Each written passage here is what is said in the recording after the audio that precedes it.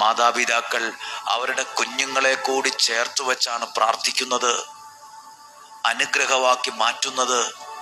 വചനം കേൾക്കും തോറും ഇരുട്ടല്ല വർദ്ധിക്കുന്നത്, വെളിച്ചമാണ് വർദ്ധിക്കുന്നത്. ജീവിതത്തിൽ നിരാശയല്ല കൂടുന്നത്, പ്രതീക്ഷയാണ് വർദ്ധിച്ചു വരുന്നത്. ഒരു നിമിഷം പ്രാർത്ഥിച്ചേ, കർത്താവേ, മുടങ്ങാതെ ഈ 3 ദിവസം കേൾക്കാൻ എനിക്ക് സാധിച്ചല്ലോ. എല്ലാ മഹത്വവും ദൈവത്തിന്. നന്ദി പറയുന്നു ദൈവത്തോട്. പ്രാർത്ഥിച്ചേ, കർത്താവായ യേശുവേ, നിയോഗ പ്രാർത്ഥനയിൽ ഈ 3-ാം ദിവസം പങ്കെടുക്കുന്ന എന്നെയും എൻ്റെ കുടുംബത്തെയും എൻ്റെ ശുശ്രൂഷകളെയും എൻ്റെ ഭവനത്തിലുള്ളവരെയും ബന്ധുമിത്രാദികളെയും എല്ലാം ഞാൻ സമർപ്പിക്കുന്നു.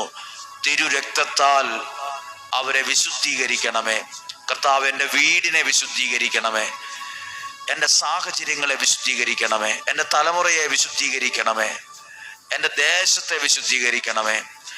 വചനത്താൽ നിറയ്ക്കണമേ, ആത്മാവിനാൽ നയിക്കണമേ, ആത്മാവിനാൽ നയിക്കണമേ, പരിശുദ്ധാത്മാവിനാൽ തന്നെ നയിക്കണമേ. ആമേൻ. ഈ വചനത്തിലേക്ക് നമ്മൾ പ്രവേശിക്കുവാണ്. എഴുതി പ്രാർത്ഥിക്കുന്ന നിയോഗങ്ങളെ ഓർമ്മയിലിരിക്കട്ടെ. ഇന്ന് അതിന്മേൽ പ്രാർത്ഥിക്കുന്ന ഒരു ദിവസമാണ്. ഇന്ന് നാം ഒരു വചനത്തെ കേൾക്കുകയാണ്. വിശുദ്ധ യോഹന്നാന്റെ സുവിശേഷം 8-ാം അധ്യായം 12 മുതലുള്ള വാക്യങ്ങൾ. യേശു വീണ്ടും അവരോട് പറഞ്ഞു, ഞാൻ ലോകത്തിൻ്റെ പ്രകാശമാണ്.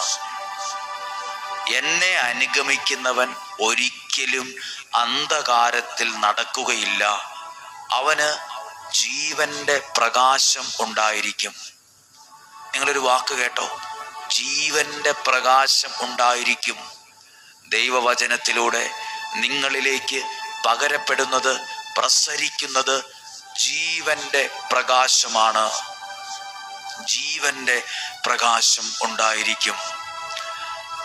പ്രിയപ്പെട്ടവരെ, ഈ വചനം വായിക്കുമ്പോൾ എന്നെ അനുഗമിക്കുന്നവൻ ഒരിക്കലും അന്ധകാരത്തിൽ, ഇരുട്ടിൽ നടക്കുകയില്ല എന്നുണ്ട്. അന്ധകാരം, ഇരുട്ട്, പലതരത്തിലുള്ള ഇരുട്ടുണ്ട്.